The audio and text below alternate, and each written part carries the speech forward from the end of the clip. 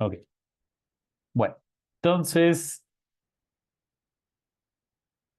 a ver, espérenme. A ver, espérenme. Entonces, bueno, ahí creo que ya están viendo mi pantalla, ¿no? Entonces, bueno, lo que vamos a ver ahorita es, este es el material al que les voy a dar acceso. Entonces, básicamente es un libro, eh, que bueno, también lo hice con R, entonces eso a lo mejor lo vamos a ver un poquito en la última clase. Y pues esto va a ser al material que van a tener acceso como apoyo de la clase, ¿no? Entonces, básicamente los ejercicios que vamos a estar haciendo en la clase son los que van a venir aquí, un poquito similares o distintos, pero digamos que la idea es que todo el código esté disponible aquí fácilmente, ¿ok? Entonces, bueno, el curso le pusimos como introducción a R con motivos a hacer cosas de ciencia de datos. Y bueno, yo soy Jonathan Vidal Solorzano Villegas y ahorita les voy a presentar cuál es la idea del curso, ¿no? Entonces, la idea principal es introducir cuestiones básicas de R y brindar herramientas para el manejo de datos enfocados en temas de biodiversidad, ¿no? Entonces, eso va a estar enfocado, pues sobre todo a cómo usar R y entender algunas de su lógica y sintaxis de programación, ¿no? Hicimos este curso básico, entonces no requiere de conocimientos previos de programación y vamos a ver esto en las primeras clases, ¿no? Bueno, va a estar enfocado sobre todo pensando en cómo hacer aplicaciones de ciencia de datos y bueno, la idea es que vamos a realizar varias prácticas, ¿no? Entonces, el curso es uno teórico práctico donde, bueno, para acreditar el curso, digamos, tienen que asistir al 75% de las clases sincrónicas, que, bueno, van a ser los miércoles a esta hora, y pues que las evaluaciones, que son estas tareas semanales, pues tengan un promedio mayor o igual a 7, ¿no? Bueno, 7 sobre 10 o 70 sobre 100. Entonces vamos a tener 2 horas por semana sincrónicas en el horario de 6 a 8 en horario de México, bueno, Ciudad de México. Y bueno, va a haber estas tareas semanales que yo les calculo que sea como 1 hora aproximadamente que les tome, ¿no? Entonces sería como 3 horas por semana, dos sincrónicas, una asincrónica. Y la idea es que al final hagan un trabajo final que pues yo calculo que les puede tomar como unas 3 horas, ¿no? Bueno, vamos a tener varios métodos o medios de comunicación, que va a ser el Google Classroom, que les envié por correo, y bueno, también está el grupo de Telegram, ¿no? Entonces yo sugiero usar el Telegram para cosas muy puntuales o también pues favorecer o fomentar la interacción entre ustedes, ¿no? Ahorita no nos va a dar tiempo de que todo el mundo nos presentemos, pero en el chat del Telegram o en el chat del Zoom, si quieren, pueden empezar a presentarse para pues que también empiece a haber interacción entre pues los estudiantes, ¿no? Al final. Entonces, la evaluación básicamente va a ser 40% asistencia, 30% de las tareas y otro 30% del proyecto final, ¿no? Entonces, la idea del proyecto final es que, pues básicamente apliquen los conocimientos adquiridos en el curso y pues ustedes elijan algún tema que les pueda interesar o un conjunto de datos, ¿no?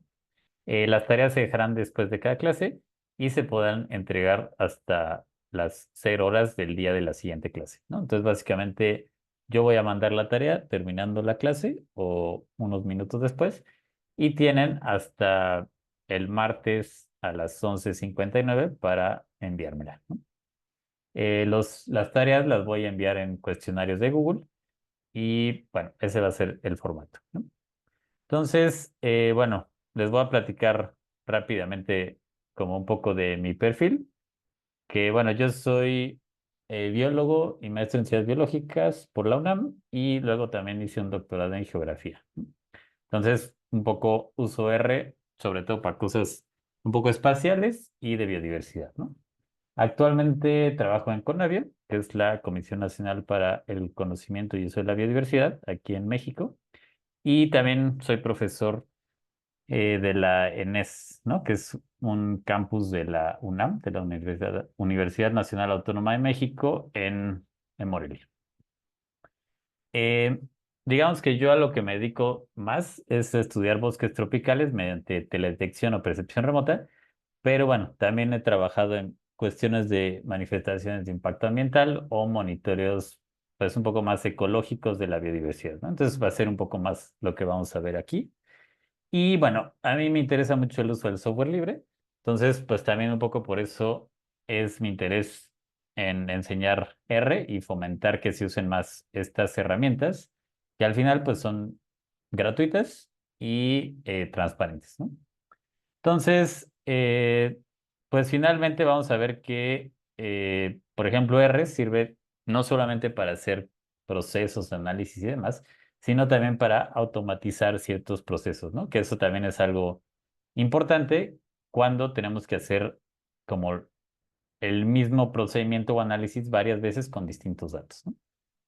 Entonces, el temario del curso es el siguiente. La primera, vamos a, pues, a dar una introducción a R, RStudio y a cómo programar en R, ¿no? La segunda clase vamos a empezar a ver cómo manejar datos, que pues básicamente es como el flujo de trabajo normalmente que se sigue en aplicaciones de ciencia de datos. ¿Qué son los paquetes de R? ¿Cómo usarlos?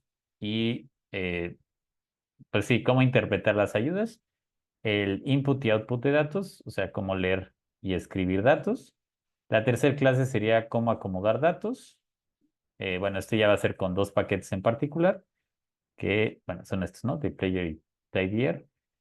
Análisis estadísticos va a ser la cuarta clase, que vamos a ver análisis paramétricos y no paramétricos.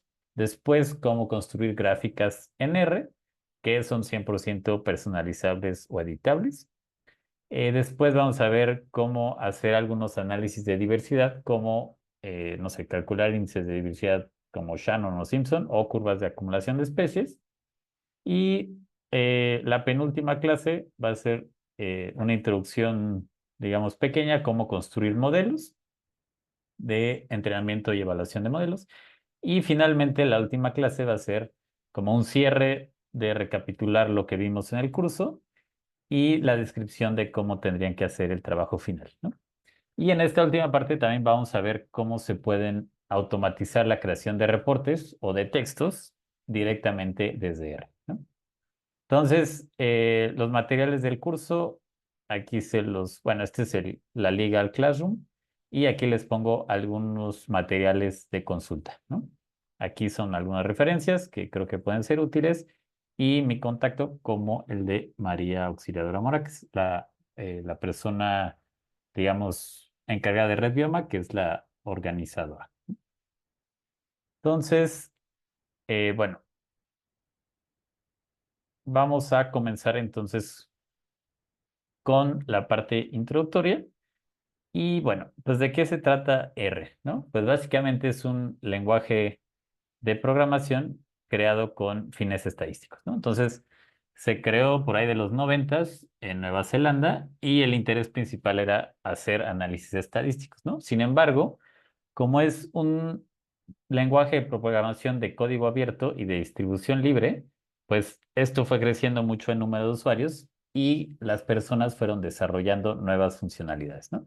Entonces, código abierto se refiere a que todas las funciones de R nosotros podemos ver exactamente qué es lo que hace, ¿no? Entonces, por eso digo que el código libre es bastante transparente, ¿no? Te permite saber exactamente cómo calculas cualquier índice que se te ocurra, ¿no? Por ejemplo, a veces hay varias formas de calcular índices o formas de llegar a resolver ciertas ecuaciones. Bueno, aquí la ventaja es que eso es totalmente transparente, ¿no? Y distribución libre es que es gratuito eh, distribuir e instalar y usar este lenguaje, ¿no? Entonces, pues no hay que pagar ni un solo peso y pues eso también fomenta mucho el uso de estas herramientas, ¿no?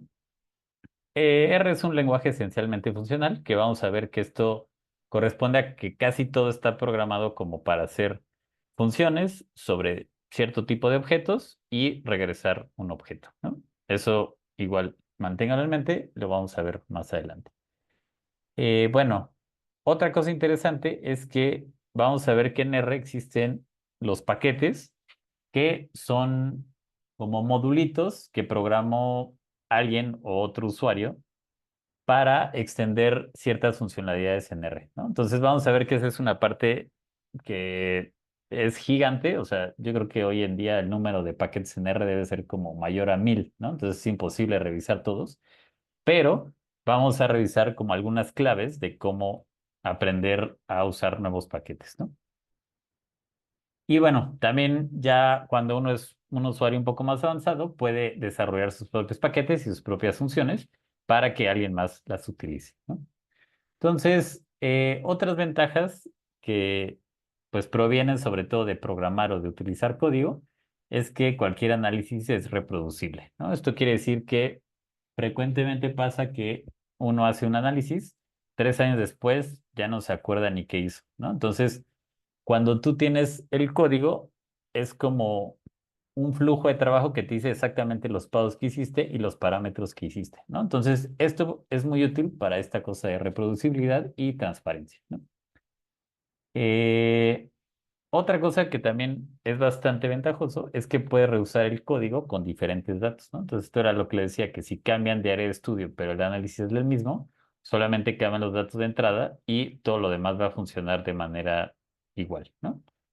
Entonces, también por esto permite automatizar procesos, ¿no? Que esto más bien es cuando tenemos que hacer una operación sobre muchos objetos y pues en lugar de hacerlo uno por uno por uno, de manera manual, lo podemos programar para que haga lo mismo 100 veces, solo va variando la fuente de datos, ¿no?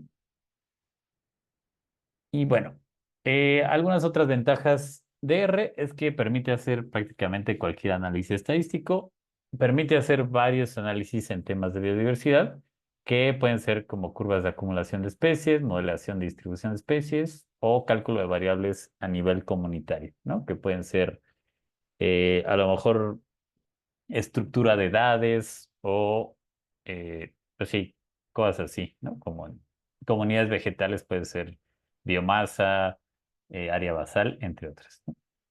Permite crear flujos de trabajo que se pueden utilizar con diferentes datos, que esto ya lo dije. Permite crear gráficos totalmente editables, que eso lo vamos a ver en una clase más adelante, pero también es una parte importante de la ciencia de datos, ¿no? Cómo representar los resultados que tenemos para que sean fácilmente entendibles.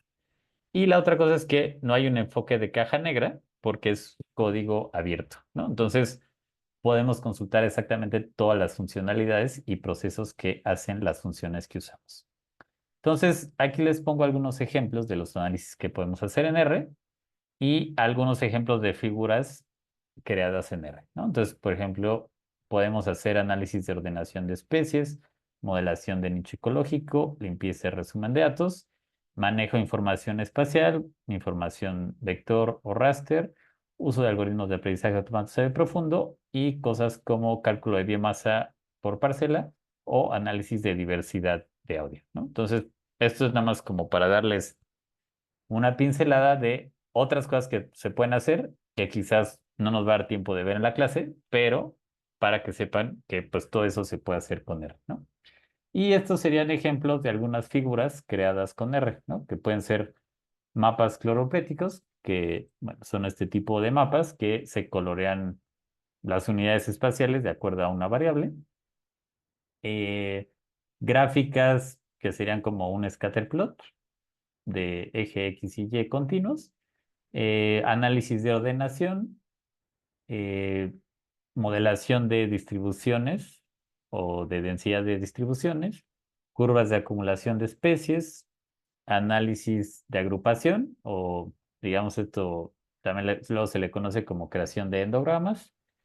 Bueno, análisis de información, que en este caso, por ejemplo, es una nube de puntos LIDAR, que más bien es como un láser que va registrando las alturas de árboles, modelación de nichos ecológicos, estos serían como árboles, como cladogramas, Y bueno, también se pueden hacer cuestiones de redes neuronales, modelos, digamos que en este caso sería como un modelo de regresión lineal, o se pueden hacer modelos más complejos como de redes neuronales.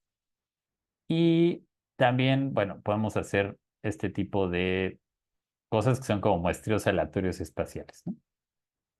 Entonces, aquí les voy a poner como otra listita de cosas que se pueden hacer, nada más para que se den cuenta de todo lo que se puede hacer y los paquetes que permiten hacer eso, ¿no? Entonces sería automatizar manuscritos, crear presentaciones, crear aplicaciones, conectarse a APIs o bases de datos, creación de mapas, de diagramas, de animaciones, mapas 3D o interactivos, crear modelos de aprendizaje automatizado profundo, obtener información de páginas web, calcular métricas del paisaje, hacer operaciones espaciales con rasters y vectores, leer nubes de puntos LIDAR, analizar textos y analizar audios, ¿no? Entonces, bueno, o sea, ahora sí que podríamos estar toda la clase viendo las aplicaciones de R en temas de biodiversidad, pero digamos es solamente una breve eh, como ejemplo, ¿no? Entonces, lo primero que vamos a hacer va a ser ingresar a esta página, ¿no? Entonces, a ver, se los voy a copiar y se los voy a poner en el chat. Y lo que vamos a hacer ahorita va a ser instalarlo, ¿ok? Entonces, a ver, les voy a compartir toda mi pantalla para ver. Entonces, cuando copian esta liga, los va a mandar a esta página, ¿no? Que es el repositorio oficial de R, ¿no? Entonces, dependiendo de qué tipo de sistema operativo tengan, pues pueden elegir Linux, Mac eh, o Windows, ¿no? Entonces, yo, por ejemplo, le podría poner aquí Windows y aquí te dice que hay varias versiones, pero normalmente aquí te dice, This is what you want to install la primera vez, ¿no? Entonces le das clic aquí, instala la primera vez y te va a decir descargar R4.4 para Windows, ¿no? Entonces, bueno, en este caso, como yo soy Windows, me va a poner acá y ya lo guardo. Si ustedes tienen un sistema operativo distinto, bueno, va a salir un poquito distinto, pero básicamente va a ser algo muy similar, ¿no? Y ya que se haya descargado, entonces le vamos a dar clic en el instalador y básicamente podremos aceptar todo por default, ¿no? Entonces, lo primero es como los términos de uso, que son la licencia, ¿no? Que básicamente te dice, como es software libre, no puedes cobrar por distribuir este tipo de software, ¿no? Te va a decir que si lo instala en una carpeta por default en C, le dices que te instale todo y le dices que no quieres eh, cambiar las opciones de configuración, que sí te crea un acceso directo y se empieza a instalar, ¿no? Entonces, como vamos a ver, es bastante rápida la instalación y esa es la base. Bueno, ese digamos que sería como R base. Entonces, a partir de ese R ya podemos instalar cualquier serie de paquetes que queramos, ¿no? Entonces, completando la instalación y ya se terminó de instalar. ¿Ok? Entonces, lo siguiente es que, eh, bueno, a ver, les voy a enseñar cómo es el R normal. El R normal se ve así, ¿no? Entonces, tienes una consola donde puedes escribir cosas, ¿no? Sin embargo, yo creo que este R base no es como tan amigable para los usuarios, ¿no?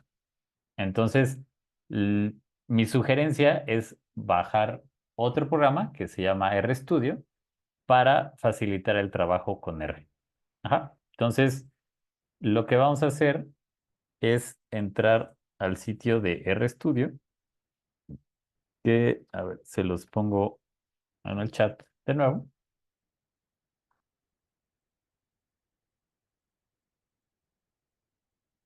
Y bueno, aquí en RStudio, eh, simplemente aquí podemos ver en Products, le podemos poner en RStudio IDE. Ajá, entonces entramos aquí a Products, RStudio IDE.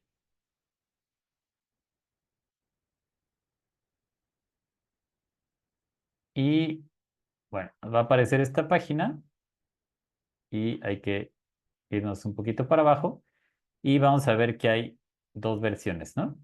Una gratuita y una profesional. Entonces, bueno, asumo que ustedes tampoco quieren pagar como yo. Entonces, nos vamos a ir a esta que dice Free y es RStudio Desktop, ¿no?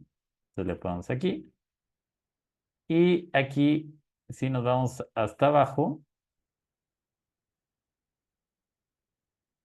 bueno, nos vuelve a poner el download.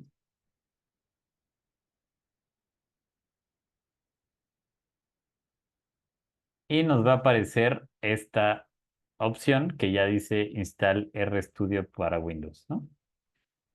Si ustedes tienen algún otro sistema operativo, aquí en la parte de abajo, donde dice All Installed Variables, vamos a poder ver que están los otros sistemas operativos. Ajá. Entonces, si tienen Mac o tienen Linux, bueno, bajan su correspondiente y pues le vamos a poner Download de RStudio y bueno, lo va a guardar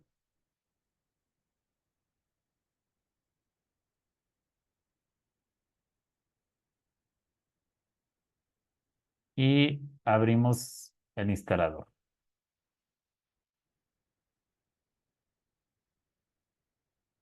Entonces, aquí de nuevo, solamente hay que aceptar todo por default. Entonces le decimos siguiente y pues ya lo va a empezar a instalar. Ajá. Entonces, bueno, este sí se va a tardar un poquito más, entonces aquí lo voy a dejar. Entonces voy a regresar a la presentación. Entonces, bueno, aquí está, ¿no? Entonces, les enseñé que este era RBase y RStudio se ve algo así, ¿no? Entonces, ahorita que se termine de descargar, vamos a inspeccionarlo.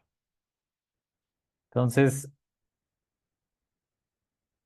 bueno, les voy a ir platicando qué es RStudio, en lo que se instala y ahorita regresamos a él, ¿no? Entonces, RStudio se llama IDE, que es la abreviación de Integrated Development Environment, ¿no? Entonces, esto quiere decir que es un entorno de desarrollo integrado enfocado para R, ¿no? Entonces, lo que vamos a ver es que tiene varias funcionalidades que nos facilitan trabajar con R y al final, pues es como mucho más sencillo que trabajar solo con R base, ¿no? Entonces, digamos que las ventajas principales es que puedes organizar tu trabajo en proyectos, ¿no? Entonces, cada vez que haces un proyecto nuevo, todo lo que pongas dentro de ese proyecto va a quedar como dirigido, como si fuera tu directorio raíz, ¿no? Entonces, no tienes que andar buscando como dónde están los archivos, sino que ya que los metes en ese carpeta, pues todo se puede llamar mucho más fácil, ¿no? También vamos a ver que hay una cosa que se llama espacio de trabajo, donde vamos a ir creando objetos, ¿no? Entonces, aquí tiene un modulito visual en el que puedes ir viendo estos objetos y ver qué contienen, ¿no? También tiene una ventana integrada de gráficos y de ayuda que, pues, te permite tener todo en un entorno. También es más fácil correr las líneas en la consola y en el script. Y bueno, y a veces también te hace sugerencias de funciones que puedes usar. ¿Ok? Entonces, a ver, voy a compartir otra vez mi pantalla completa.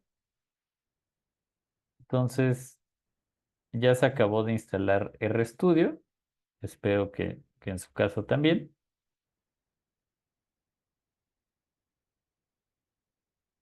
Y bueno, deberían de ver algo así cuando abran su RStudio, ¿no? Bueno, algo así un poquito más sencillo. Pero bueno, a lo mejor cambia el fondo porque yo ya lo personalicé y seguramente el de ustedes se ve como en...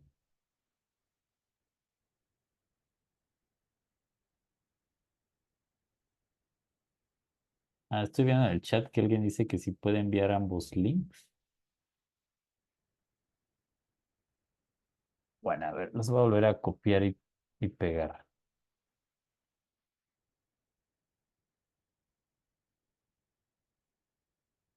Bueno, entonces, cuando abren RStudio, deberían de ver algo así, ¿no? Entonces, la parte de abajo, si se dan cuenta, dice un letrerito console, ¿no? Entonces, este va a ser la consola de R, donde nos va a regresar como mensajes de errores o, pues sí, casi siempre son de errores del mismo R, ¿no? Entonces, esa va a ser como la pantalla sobre que todo el tiempo vamos a estar consultando.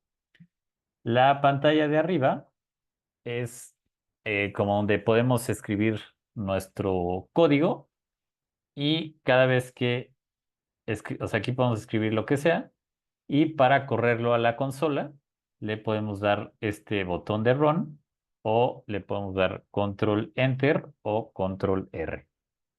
Entonces, bueno, esas son como las dos principales funcionalidades. Y de este lado, del lado derecho, en la esquina superior derecha, tenemos la pestaña del ambiente, que es donde vamos a ver nuestro entorno de trabajo.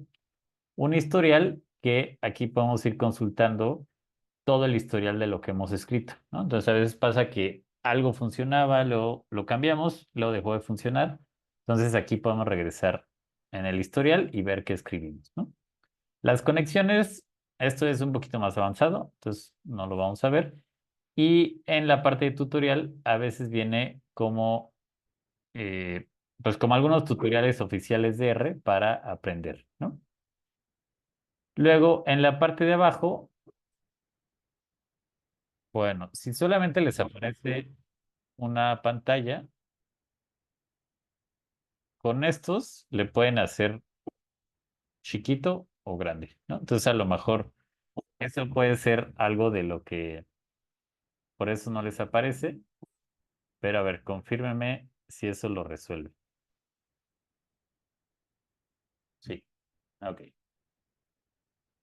Bueno, y la pantalla de acá abajo, vamos a ver que tiene una pestaña de files, que es el directorio donde estamos trabajando, nos va a mostrar los folders y los archivos. Luego tenemos esta pestaña de plots, que es donde nos van a mostrar las gráficas. Luego un manejador de paquetes, que son, aquí podemos instalar y cargar todos los paquetes. Y acá tenemos la ayuda, que ahorita vamos a ver cómo usarla. Luego tenemos esta pestaña de Viewer, que es como para crear gráficos 3D o dinámicos, que esto no lo vamos a ver en el curso, pero bueno, ahí está esa pestaña. Y bueno, otra parte de presentación, que si hacen presentaciones con R, aquí las pueden ver, ¿no?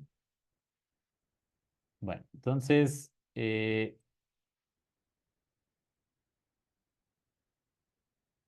bueno, estoy viendo que creo que no todo el mundo le sale las mismas eh, como paneles, ¿no?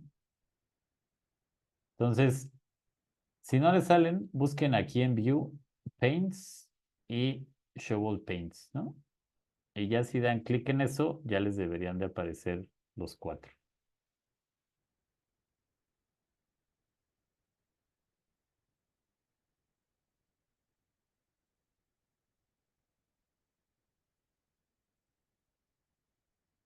Entonces, aquí y ya deberían de salir.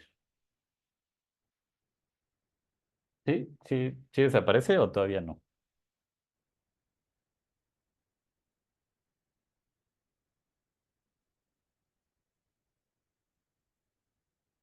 Ok, perfecto. Bueno, entonces vamos a continuar. Ok, bueno, me parece que ya varios han podido. Entonces voy a regresar a la presentación. Y bueno, este material que les voy a dejar, al que les voy a poder acceso, bueno, os voy a poner el link al material en el Classroom, ¿no? Lo único es que eh, quiero que vean cómo está escrito esto, ¿no? Entonces, normalmente en estos material, lo que vean en gris, así como en este fondito gris, es lo que metemos en la consola y lo que aparece inmediatamente después es lo que regresa R, ¿ok? Entonces, para que quede un poco más claro, ahí lo voy a poner así, ¿no? Entonces, si nosotros en la consola ingresamos un 1, lo que nos regresa R es tal cual esto, ¿no? Una entrada de un 1 entre corchetes y un 1, ¿no? Entonces, esto de los corchetes nada más es como una guía en la que nos dice, ah, pues la primera entrada que tenemos aquí es el uno, el número uno, ¿no? Entonces, si tenemos, por ejemplo, 200 entradas, vamos a ver que nos va haciendo como una guía de cuál es el número de la entrada que vemos en el primer caso, ¿no? Entonces, estos no son valores como tal, sino solamente son las guías del número de elementos que tenemos y las entradas, ¿ok? Y lo siguiente sí va a ser lo que evalúa R en la consola, ¿ok? Entonces, por ejemplo, si aquí ponemos uno más uno, lo que nos devuelve es el 2, ¿ok? Entonces, este material, eh, pues esa sería la forma de leerlo, ¿no? Todo lo de gris sería como lo que nosotros ingresamos a R y las líneas que vienen inmediatamente después son lo que nos devuelve R, ¿ok? Entonces, aquí aprovecho para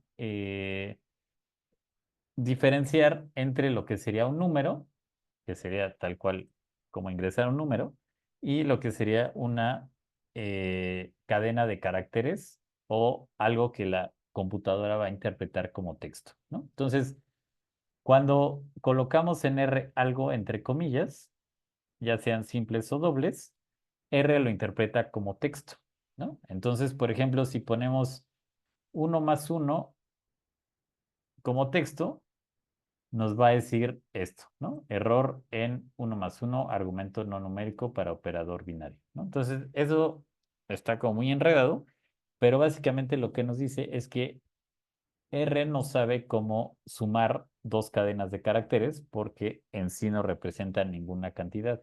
Ajá. Entonces, digamos que esta sería como la primera lección de sintaxis R, que sería números se escriben tal cual a secas y cadenas de caracteres que no tienen por sí mismo un valor entre comillas. Y luego vamos a tener un tercer tipo de variables que van a ser los booleanos, ¿no? Entonces, los booleanos se refieren a verdadero o falso y si se cumple una condición o no, ¿no? Entonces, por ejemplo, si uno es mayor a cero, pues sí, ¿no? Si es mayor a cero, entonces nos revuelve un verdadero. En cambio, si le ponemos uno es menor a cero, nos regresa que es falso, ¿no? Entonces, aquí ya estamos viendo tres tipos de variables, que sería numérica, texto y booleano, ¿no? Que sería falso, verdadero. Entonces, bueno, vamos a ver algunas reglas básicas de R que serían, pues ahora sí que la sintaxis básica, ¿no? Entonces, para hacer comentarios, vamos a usar este numerito, que bueno, en México es gato, me parece que en otros lados es numeral, o no sé cómo le digan, o hashtag, ¿no? Entonces, los comentarios van a ser como texto que la computadora no va a interpretar, pero que nos sirve a nosotros como para saber qué está haciendo, ¿no? Entonces, por ejemplo, aquí voy a hacer mi primer código y bueno, aquí en la parte de arriba va a ser como el archivo de texto que vamos a crear y aquí le puedo poner, eh, no sé, ¿no? Primer ejercicio. Entonces, cuando yo corra esto, si esto le pongo control enter o control R, pues si se dan cuenta como que avanza una línea de la consola, pero no corre nada, ¿no? Entonces, eso quiere decir que ese texto R lo va a interpretar como un texto que no lo va a correr en su línea de comando. Ajá. En cambio, si le ponemos, por ejemplo, un 1 más 1, corremos primer ejercicio, luego 1 más 1 y aquí ya nos aparece el 2, ¿no? Entonces, los comentarios pues normalmente sirven como para ir sabiendo qué vamos haciendo y aquí le podríamos poner, por ejemplo de suma. Ajá. Luego, los números se escriben tal cual como números. Los caracteres o cadenas de texto van entre comillas, que bueno, esto sería este ejemplo, que bueno, esto sería texto. Y vamos a ver que podemos crear objetos o variables dentro de R con, bueno, de tres formas, ¿no? Entonces, le podemos poner aquí crear objetos, que, bueno, eso es como la interpretación para nosotros, para que sepamos qué estamos haciendo, y podemos crearla de tres maneras, ¿no? Se las voy a poner nada más para que vayan viendo cómo, ¿no? Entonces, la primera sería con este símbolo de menor que y un guión que hace referencia como una flechita, ¿no? Entonces, para donde va la flechita indica que ahí va a guardar el objeto que esté del lado derecho, ¿no? Entonces, aquí vamos a crear un objeto que se llama A, que va a contener el número de 1. Aquí es exactamente lo mismo, solo que usamos el operador igual. Y acá es lo mismo, pero ponemos la flechita al revés, ¿no? Entonces, si corremos esta línea, o le ponen aquí con, bueno, aquí no se ve, pero la otra forma es ponerle aquí run, control R o control enter. Vemos que en la parte superior derecha ya vemos en nuestro ambiente una variable que se llama A y que contiene al número 1. ¿Ok? Entonces, esta pestañita del ambiente nos va a ir sirviendo para ver cuáles objetos ya tenemos guardados en nuestro ambiente y ver cuánto vale, ¿no? Entonces, si corremos esto, pues aparentemente no pasa nada, pero está sobreescribiendo el objeto de A, ¿no? Solamente que pues lo estamos definiendo con el mismo valor, ¿no? Entonces, si le pusiera algo así, cuando corro esto, A es 1, si lo vemos aquí a nuestro ambiente. Cuando corro este, pues lo actualiza, es decir, que lo sobrescribe a 2 y en esta sintaxis lo vuelve a sobreescribir y a 3, ¿no? Entonces, estas serían las tres formas en las que se pueden escribir objetos o crear variables, ¿no? Eh, las únicas reglas que hay que seguir es que los nombres de los objetos tienen que ir sin espacio, ¿no? Entonces, por ejemplo, si pongo así mi variable y le pongo un 1, me va a decir error, ¿no? ¿Por qué? Porque tiene un espacio. En cambio, si le pongo un guión bajo o sin espacio, Cuando lo corra, sí me va a crear el objeto. Me preguntan, ¿el sentido de la flecha no importa? No importa el sentido de la flecha con tal de que siempre la flecha apunte al nombre de la variable o del objeto, ¿no? Entonces, por ejemplo, si esto lo ponen al revés, les va a dar un error, ¿no? Porque estás tratando de guardar algo dentro de un número que no es una variable, ¿no? Entonces, es lo único que se tiene que tener cuidado, ¿no? Que siempre la flecha apunte al nombre del objeto o de la variable. Bueno, luego, a excepción de los nombres, los espacios no influyen en la sintaxis, ¿no? Entonces, si aquí, por ejemplo, meto muchos espacios, a R no le importa y de todas maneras va a hacer la operación, ¿no? Entonces, los espacios usualmente o las tabulaciones las podemos usar para arreglar nuestro código y hacerlo más fácil de leer, ¿no? Es un lenguaje sensible a mayúsculas y minúsculas, entonces si creamos un objeto A mayúscula y otro A minúscula, pues son objetos distintos. ¿Ok? Entonces, siempre hay que tener cuidado, que digamos que es un error bastante común, que a veces, por ejemplo, escribes mi variable así y luego líneas más abajo le escribes como mayúscula y te va a decir, no, pues no lo encuentro porque no existe, ¿no? Entonces, hay que tener cuidado con esa sintaxis. Y las funciones siempre llevan un Muchas paréntesis, ¿no? galletitas. Entonces, bueno, eso lo vamos a ver más adelante, pero recuérdenlo, ¿no? Dentro del R, se sugiere cuando queremos nombrar objetos que tengan dos palabras, usar un guión bajo, ¿no? Entonces, por ejemplo, si queremos ponerle mi variable, lo sugerido en R sería ponerle un guión bajo entre las dos palabras, ¿no? Las tabulaciones, ya les dije que son para, nos pueden ayudar a acomodar el código.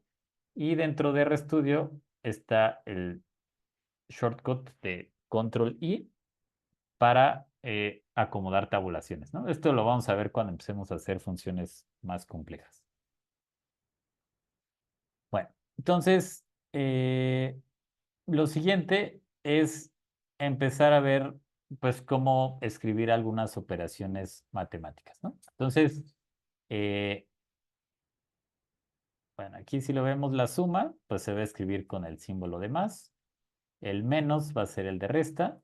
Para hacer multiplicación, vamos a usar este asterisco. Y, por ejemplo, pues eso nos va a dar 5 por 2, 10, ¿no? Para hacer divisiones, usamos la diagonal, 10 entre 2, 5. Y para cuando queramos hacer potencias, se usa este simbolito que, bueno, si tienen teclado de español latinoamericano, es 2 alt gráfico y la tecla que está al ladito de la ñ, ¿no? Entonces, cuando le pican una vez parece que no pasa nada, pero si le pican dos, les aparece dos simbolitos de estos piquitos y le pueden borrar uno y eso ya es 2 a la 10, ¿no? Entonces, eso es para hacer exponenciales. Las raíces cuadradas se van a escribir como SQRT, que sería como la abreviación en inglés de square root. Entonces, por ejemplo, la square root de 100, pues debería ser 10, ¿no? Y bueno, hay otras operaciones como el módulo, que sería este, que nos va a devolver eh, el residuo de una división, ¿no? Ese ahorita no lo vamos a ver porque creo que no es como muy relevante, pero vamos a ver que las operaciones matemáticas en R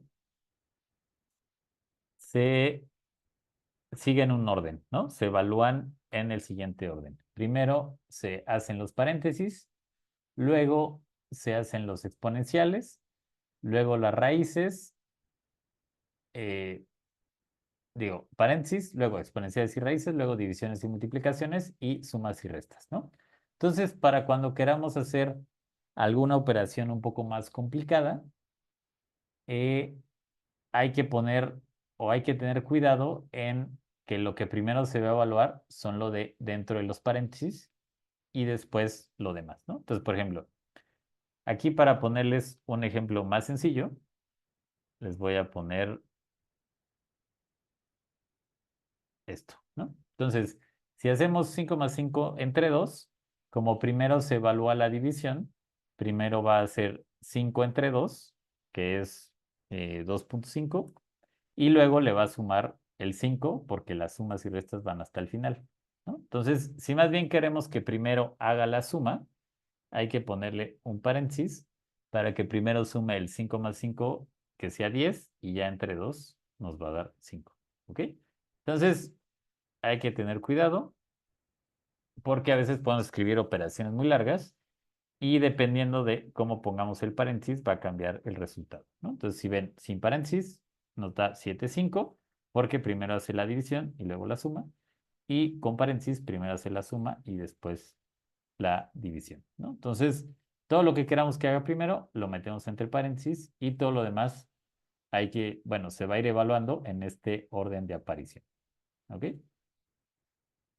Y bueno, también hay operadores condicionales que pues son como estos que vimos, bueno, ya los borré, pero serían estos, ¿no? Mayor que, menor que, y también está la versión menor que o igual, que pues es básicamente lo mismo, pero incluyendo el número, ¿no? Que viene después, ¿no? Entonces, 5 es menor o igual a 5, pues va a ver que sí, porque es igual, ¿no? Entonces, estos son como los operadores condicionales que podemos usar en R y los otros dos operadores son el y el o, ¿no? Entonces, por ejemplo, queremos evaluar uno es mayor a 0 y uno es menor a 10. Pues esto debería devolver que true, ¿no? Porque se cumple tanto esta evaluación como la evaluación de este lado. Ajá. Entonces, el i en R lo vamos a poner con este simbolito que es el ampersand, que bueno, en mi teclado es Shift 6. Y eh, el operador O se hace con esta rayita que está al lado del 1, ajá, a la izquierda. Entonces, por ejemplo, si quisiéramos poner 1 menor a 0 o 1 menor a 10, esto me va a dar que sí es verdadero, porque a pesar de que no cumple la primera condición, sí cumple la segunda, ¿no? Entonces, como es un OR, pues me va a decir esto es verdadero. ¿Ok? Entonces, básicamente, esos serían como los operadores generales que vamos a tener en R, ¿no? Entonces, lo siguiente es pasar a nuestro entorno de trabajo, ¿no? Que eh, ya les dije que el entorno de trabajo es, bueno, lo podemos consultar aquí en esta pestañita superior derecha y ahí digamos que es como donde se van a ir guardando todas las variables que definamos en R, ¿no? Entonces, ahorita ya creé estas variables que son A minúscula, A mayúscula, B y mi variable, ¿no? Entonces, ahí vamos a ir poder consultando como todas las variables que podemos tener, ¿no? Entonces, voy a crear otra que todavía no tengo una variable de tipo carácter o de texto y entonces la voy a crear aquí, ¿no? Entonces aquí ya en cuanto la creo, me dice este es el nombre de la variable y a lo que equivale es 1. Y vamos a revisar que una función importante o que va a ser muy útil es esta de class, ¿no? Entonces, class lo que hace es que nos evalúa qué tipo de variable es el objeto que le pongamos adentro, ¿no? Entonces, si le ponemos class A, nos va a decir, ah, pues este objeto contiene algo de tipo numérico, ¿no? ¿Por qué? Pues porque si vemos es un número. En cambio, si le ponemos class char1, nos va a decir este es de tipo carácter, ¿no? Entonces, vamos a ver que esta función de class nos va a servir mucho a la hora que estemos haciendo o usando funciones un poquito más complicadas. Muchas veces te van a decir, bueno, aquí necesita ir una variable de tipo numérica y aquí una variable de tipo carácter, ¿no? Y la otra que me faltó es la booleana, ¿no? Que sería true o false. Entonces, si le pongo class bol1, me va a decir es lógica, ¿no? Lógica es que solo puede tener valores de falsos o verdaderos que pues corresponde como a 0 o 1, ¿no? O verdadero o falso. Entonces, estos serían como los tres tipos básicos de variables que eh, existen en R, y ahorita vamos a empezar a ver algunos más complicados, ¿no?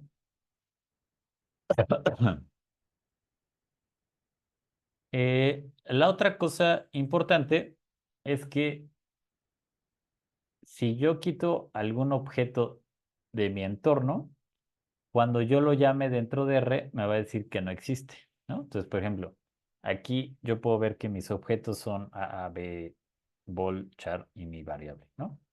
Pero no existe un objeto que se llame D, ¿no? Entonces, por ejemplo, si yo le pongo corre un objeto de, te va a decir objeto de no encontrado.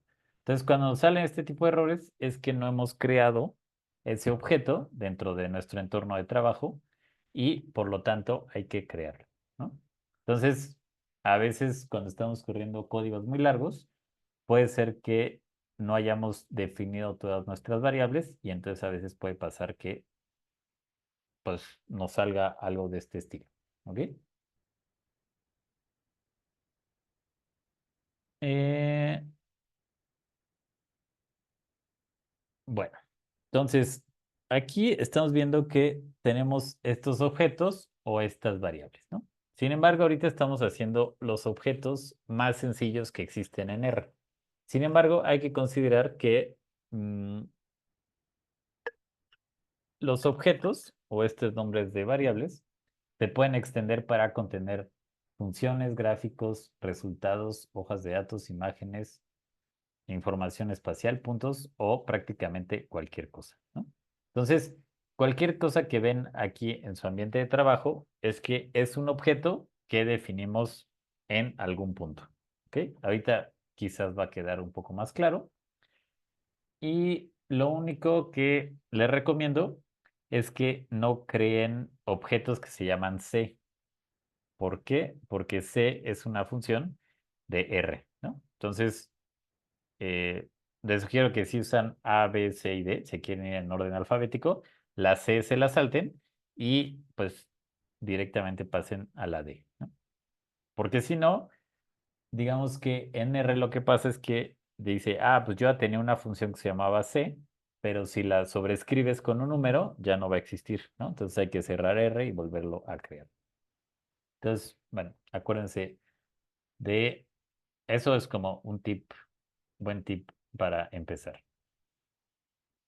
Entonces, bueno, lo siguiente es, vamos a empezar a ver objetos que le voy a poner como objetos más complejos, ¿no? Normalmente, pues, no vamos a querer trabajar con objetos que tengan cosas tan sencillas como solo un número, ¿no? O solo una cadena de caracteres, sino que vamos a querer trabajar con datos que pueden ser en formato de tabla o cuestiones un poco más complejas como formatos espaciales, ¿no? Entonces, eh, lo que vamos a ver es que en R existen, como de estos objetos un poco más complejos, cuatro tipos básicos, ¿no? Entonces, uno es vectores, otros son los data frames, otros son matrices y otras son listas, ¿no?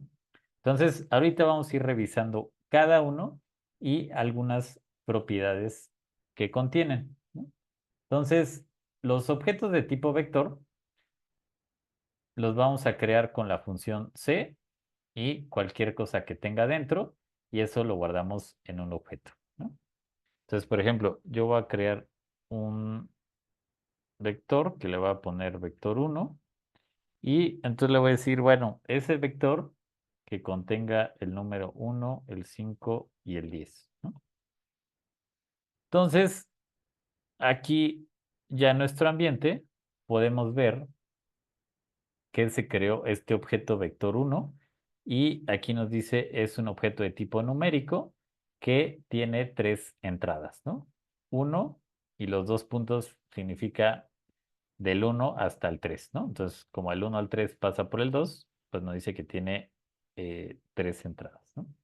Entonces, los vectores los podemos de ver como si fuera un listado de una sola dimensión, ¿no? Entonces, solamente es como metemos en una lista objetos y pues ahí quedan, ¿no? Entonces, pueden ser objetos de tipo numérico o de tipo texto, ¿no?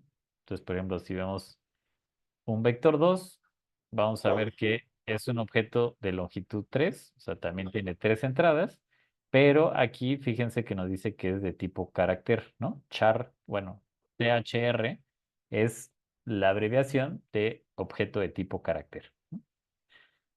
Entonces, bueno, este va a ser el vector. Luego vamos a ver que para hacer objetos de tipo DataFrame, tenemos la función DataFrame.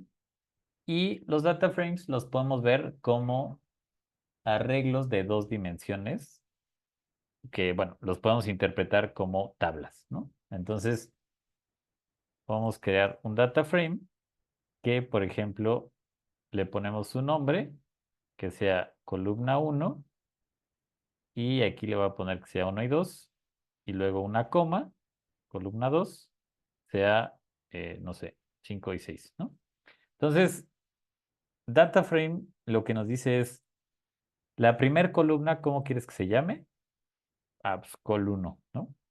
Y lo siguiente, si se dan cuenta, es un vector, ¿no? Tal cual es un objeto que, o sea, es como una serie de números.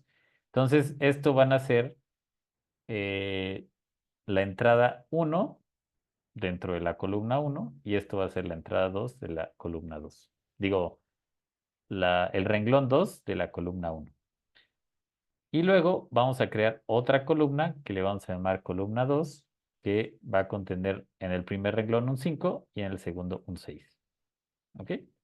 Entonces, a lo mejor esto se ve un poco confuso, pero va a ser más claro cuando creemos nuestro objeto, ¿no? Entonces, si se dan cuenta, aquí cuando creamos este objeto de data frame, ya nos abre como otro apartado en nuestro ambiente que dice data, ¿no? Y ahí el único que aparece es df1 y todos los demás objetos quedan como values porque son objetos, digamos, más sencillos, que son o vectores o simplemente objetos que contienen una sola entrada, ¿ok? Entonces, para poder analizar este objeto DataFrame, lo podemos hacer de 2 maneras. Aquí en esta flechita azul podemos ver que contiene 2 columnas, ¿no? Una que se llama col1 y que tiene estas 2 entradas y otra que se llama col2 que tiene estas 2 entradas. Y para verlo en un formato que nos es más natural, del lado derecho tiene como una hoja, bueno, un simbolito de hoja de cálculo, ¿no?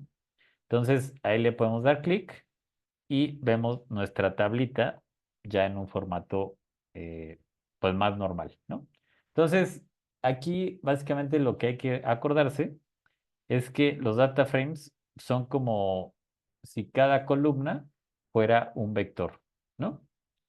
Y en R casi siempre todo va a estar organizado de manera que las filas son como observaciones o casos y las columnas van a estar acomodadas como atributos o características de estas observaciones. ¿Ok? Luego vamos a ver que eh, tenemos objetos de tipo matriz, ¿no? Entonces, las matrices voy a poner mat1, se pueden hacer muy similar a los data frames, pero ahorita vamos a ver cuál es su diferencia, ¿no? Entonces le voy a poner que haga un vector que tiene 1, 2, 3, 4 y lo acomode en una matriz con 2 columnas. Ajá. Entonces, cuando hago esto, me genera mi matriz otra vez en mi ambiente y cuando lo veo, pues aparentemente es lo mismo. Bueno, no lo puse exactamente igual. Déjenme lo cambio para que sea exactamente igual. Y aquí entonces pareciera que el data frame y la matriz son exactamente equivalentes, ¿no? Sin embargo, hay una diferencia importante. Y la diferencia es que las matrices solo pueden contener un tipo de variables, ¿no? En todas sus columnas. Entonces, si metes números, absolutamente todo tiene que ser números, ¿no? Entonces, hay algunas funciones que te requieren que metas tus datos en formato matriz, ¿no? Sin embargo, muchas veces tenemos datos que tienen como atributos tanto numéricos como de texto, ¿no? Por ejemplo, un ejemplo podría ser, no sé, una tabla que tenga nombres de especies y a lo mejor al lado diga la abundancia o la frecuencia de esas especies, ¿no?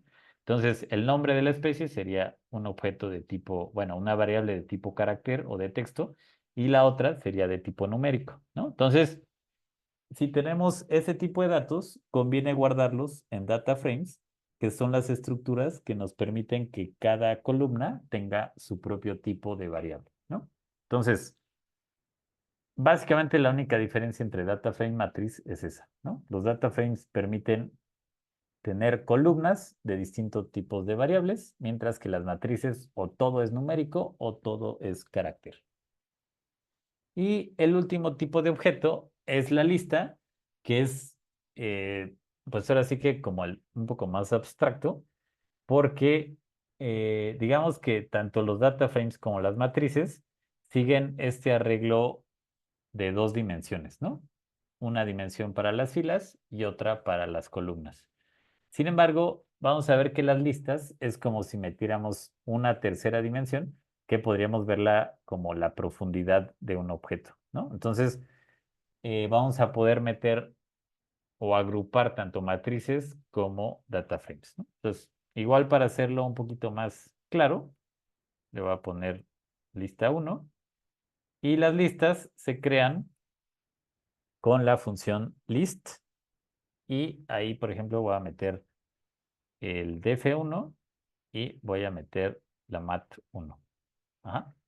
Entonces, cuando creo yo mi lista uno del lado derecho, en nuestro ambiente, podemos ver que se creó nuestro objeto lista y si vemos, dice, es una lista de dos objetos, ¿no? El primero es un data frame y el segundo es tipo numérico, pero bueno, esto ya sabemos que si no dice data frame y tiene dos dimensiones, pues es tipo matriz, ¿no? Entonces, si le podemos como inspeccionar, vamos a ver que eh, la primera, o sea, digamos que la primera entrada que nos muestra son los dos objetos que están contenidos de esta lista, ¿no? Entonces, el primero, si le damos un clic, nos dice, pues es un data frame que tiene una columna que se llama col1 y otra col2. Y el segundo, pues simplemente es una matriz de 2 por 2. ¿Ok? Entonces, estos serían como los cuatro tipos básicos de objetos en R y pues digamos que los vectores son los más sencillos, que es una sola dimensión, ¿no? Entonces los podríamos ver como simplemente un listado de cosas. El data frame puede tener renglones y columnas y mezclar tipos de variables. La matriz tiene que ser todos el mismo tipo de variable y también tiene renglones y columnas. Y las listas pueden ser ahora sí que cualquier cosa, ¿no? Entonces le puedes meter gráficas, data frames, matrices, lo que quieras, ¿no? Entonces digamos que las listas es como el tipo de objeto más flexible que existe en R. Entonces, bueno, ya que creamos nuestros objetos, pues de estos cuatro tipos, vamos a ver cómo podemos accesar cada una de las entradas de estos objetos, ¿no? Entonces, por ejemplo, bueno, vamos a empezar con el más sencillo, ¿no? Vector 1, vemos que es un vector que tiene estos tres números, ¿no? Entonces, en R podemos accesar a las entradas usando varias notaciones, ¿no? Ahorita vamos a empezar a ver la primera, que es la de los corchetes, ¿no? Entonces, vector 1, si le colocamos corchetes, a ver, veo. ¿Por qué algunas cosas las escribes en la pantalla de abajo y otras en la de arriba? Bueno, esa es buena pregunta. Todo lo que pongamos en la consola no se va a guardar, ¿no? Entonces, digamos que yo ahorita lo estoy escribiendo ahí solamente como por fines didácticos del curso, pero eh, normalmente lo que ustedes van a querer hacer es escribir el código en esta pantalla del script, ¿no? Porque este archivo sí lo pueden guardar y en cambio la consola no se puede guardar.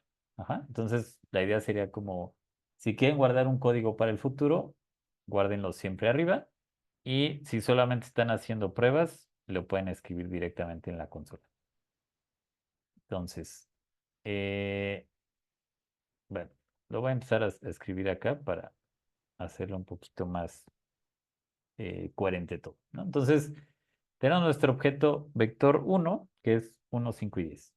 Entonces, la notación de corchetes la podemos, bueno, los corchetes son el simbolito que son shift y al lado de la ñ tienen dos botoncitos que ahí tienen estos como paréntesis cuadrados, ¿no?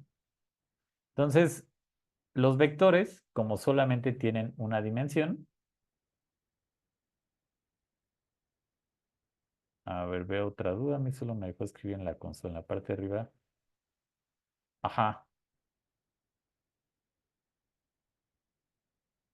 a ver, igual me regreso tantito para aclarar eso, ¿no? Lo que tengamos en el script eh, va a ser ahora sí que el código, ¿no? Pero este es como si fuera un archivo de texto que R pues no sabe qué hacer con él, ¿no? Entonces, para que algo lo corra R, lo tenemos que pasar a la consola, ¿no? Entonces, cuando tú le pones tal cual control enter o control R en esta pantallita de arriba, lo que hace es que lo pasa a la consola y lo corre, ¿no? Entonces, ¿cómo sabemos que en verdad lo está corriendo? Por ejemplo, si aquí yo pongo Z100, vemos que lo pasa acá abajo, aparentemente no pasa nada, pero ya nuestro ambiente ya lo corrió, ¿ok? Entonces, por eso les digo que es útil revisar esta ventanita de ambiente porque ahí vas viendo que si ya corrió o que no, ¿no?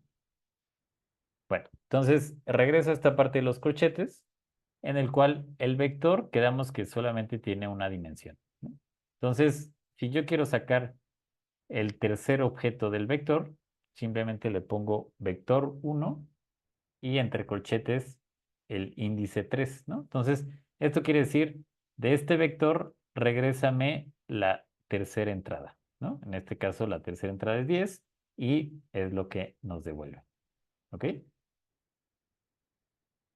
Luego, si quisiéramos la segunda, pues simplemente le ponemos 2 y nos regresa el 5. Ahora, cuando queremos accesar a objetos más complejos, por ejemplo, los data frames que tienen dos dimensiones, le tenemos que decir la posición tanto en las filas como en las columnas, ¿no? Entonces, para hacer eso, también vamos a usar corchetes, pero vamos a separar las filas y las columnas con una coma, ¿no? Entonces, si le ponemos 1, 2, quiere decir, regrésame el objeto de la primera fila y la segunda columna, ¿no? Entonces, si aquí lo revisamos, vemos que nuestro objeto, la primera fila, segunda columna, debería ser 5 y en efecto es 5, ¿no? Entonces, en los objetos de dos dimensiones, pues simplemente la primera siempre corresponde al renglón y la segunda a columna, ¿ok? Bueno, luego lo mismo podemos hacer con las matrices, ¿no? Como también son dos dimensiones, Bueno, se llama matu1. Como son dos dimensiones, podemos accesar igual el renglón 2 y la columna 2, ¿no? Y bueno, evidentemente, si ponemos alguna fila, columna que no existe, nos va a decir subíndice fuera de los límites. ¿Esto qué quiere decir? Que no encontró esa entrada en los objetos. Bueno, o sea, como que no existe esa combinación de renglón y fila en el objeto que creamos. ¿Ok?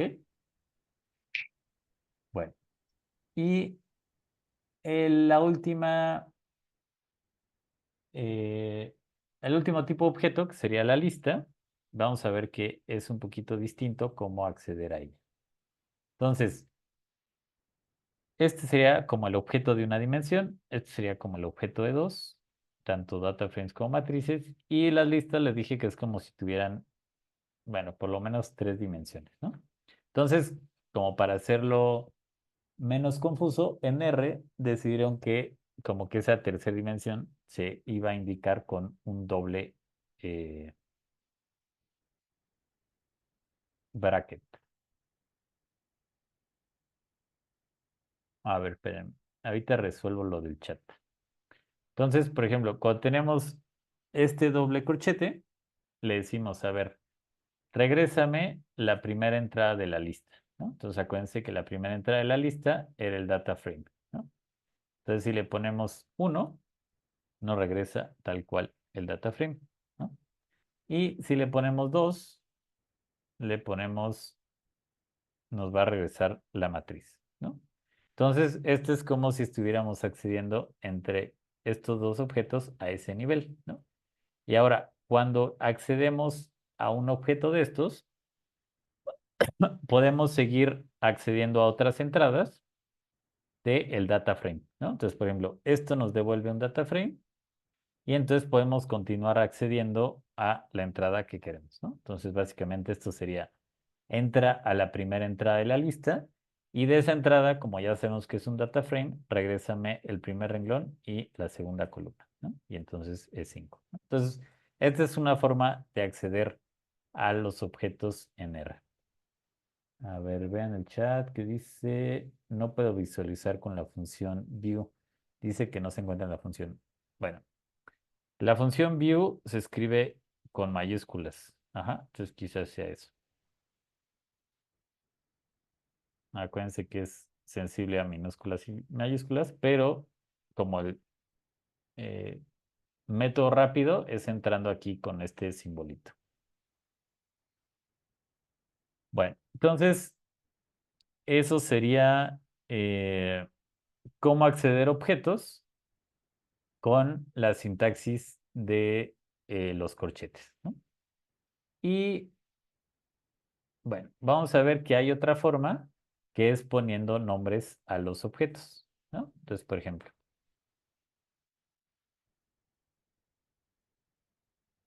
nuestro vector se llama vector 1, ¿no?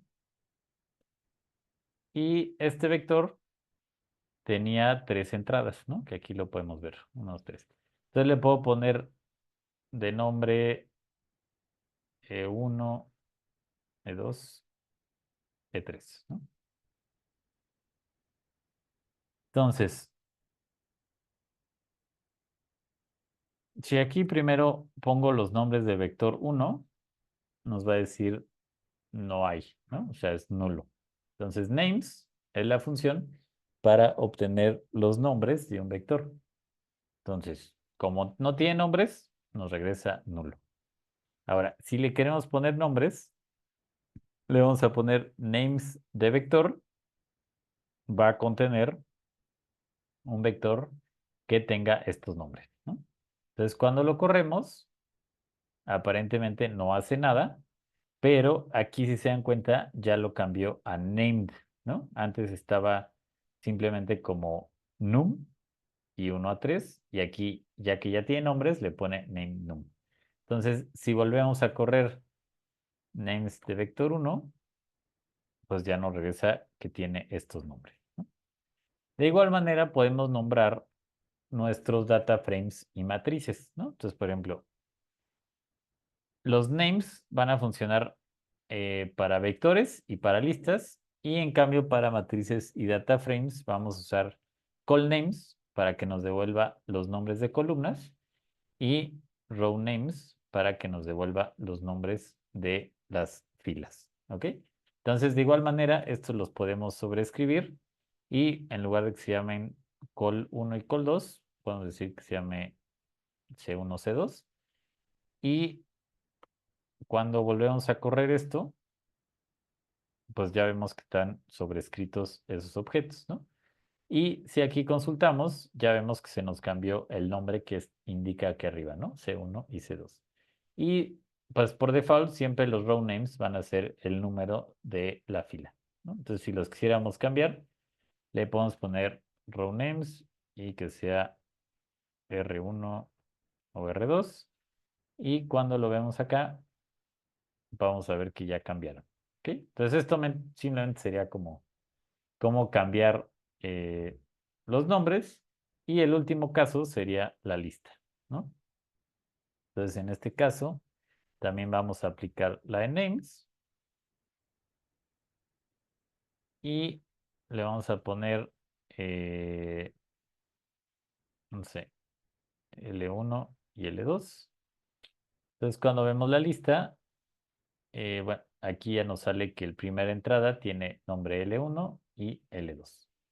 ¿Ok? Entonces, eso simplemente es como para nombrar eh, objetos. Y la segunda forma de acceder a los objetos es de la siguiente manera, ¿no? Acceder con nombres.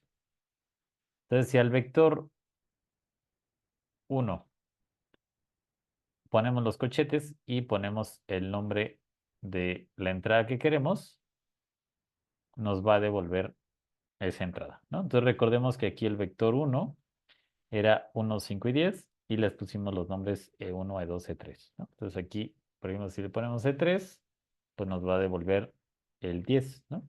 Y con su nombre. Entonces, esta sería otra forma de acceder a los objetos.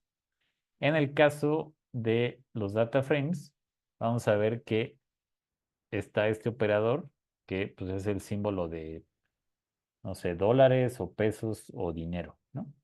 Y ahí hay que poner el nombre de la columna, ¿no? Entonces, es que se llama DFC1, ¿no? Entonces, si aquí vemos DF, pues tiene dos columnas, una que se llama C1 y C2. Entonces, si le ponemos pesos, o bueno, dinero, o este simbolito, C1, lo que nos devuelve es tal cual la primera columna, ¿no? En cambio, si le pongo C2, pues lo que nos devuelve es la segunda columna. En el caso de las matrices, se pueden acceder similares, pero va a tener que ser, bueno, primero lo tengo que nombrar, ¿no? Porque todavía no tiene nombre la matriz. Entonces le tendría que poner, lo voy a poner aquí, call names de mat1, le voy a poner, bueno, D1 y D2. Y los row names le voy a poner que son R1 y R2, ¿no? Entonces lo corro y ya como vemos nuestra matriz, cambia los nombres de las columnas y de los renglones, ¿no? Entonces, para acceder a las matrices con estos nombres, vamos a tener que usar los corchetes, pero acuérdense que hay dos dimensiones, ¿no? Entonces, le necesitamos poner cuál dimensión queremos. Entonces, por ejemplo, le voy a poner, no sé, que nos devuelve el renglón 1 y la columna 2 que se llama D2, ¿no? Entonces, si vemos el objeto completo, vemos el renglón 1, columna 2, pues es el 5, ¿no? Entonces, bueno, esa sería como la otra forma de acceder con matrices y con la lista sería eh, similar a los data frames, ¿no? Entonces podemos usar el signo de pesos y ponemos el nombre de la primera entrada, que acuérdense que aquí se lo cambia a L1 y L2. Entonces, Cuando le ponemos L1, pues nos devuelve el data frame que está en la primera entrada, que se llama L1, y cuando le ponemos L2, nos devuelve la matriz que era la segunda entrada, que se llama L2, ¿no? Entonces, aquí solo estamos viendo cómo acceder a entradas de distintos objetos, tanto con la sintaxis de corchetes como llamando a los nombres. Y bueno, la otra que me falta decirles es cómo sacar todas las entradas de una columna o de un renglón. Entonces, por ejemplo, si quisiéramos todas las entradas de la columna 2, vamos a dejar vacío la dimensión 1, que sería la de los renglones, coma 2, ¿no? Entonces esto quiere decir, devuélveme todos los renglones de la columna 2. Y si le ponemos df1, pues van a ser todas las entradas de la columna. Ahora, podemos hacer lo contrario en el sentido de los renglones, ¿no? Entonces le decimos, devuélveme las dos columnas del renglón 1, que serían 1 y 5, o devuélveme las dos columnas del renglón 2, ¿no? Entonces, bueno, esto sería eh, la sintaxis básica de cómo acceder a los distintos tipos de objetos y las formas en lo que lo podemos hacer. A ver, espérame tantito.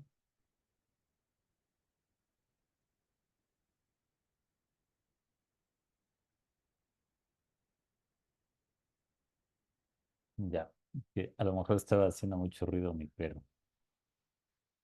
Bueno, entonces,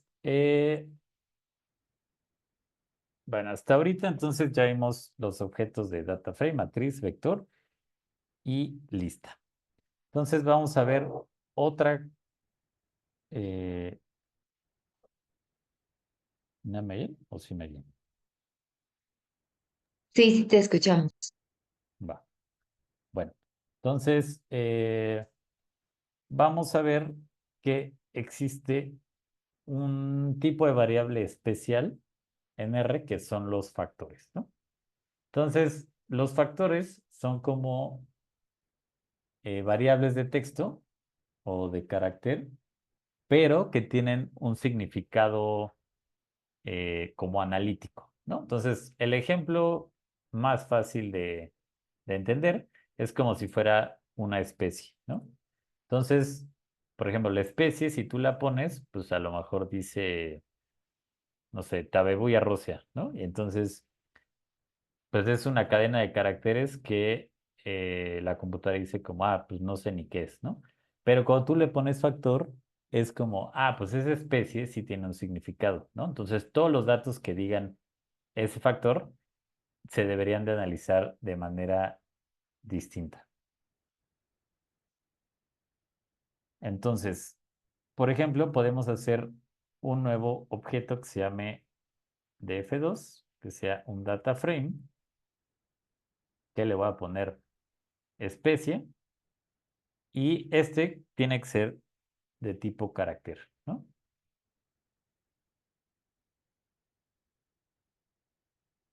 Ok, entonces, por ejemplo, pongo estas tres especies, y bueno, otro eh, dato que no les he dicho es que cuando hagan los data frames, tiene que ser una tabla cuadrada, ¿no?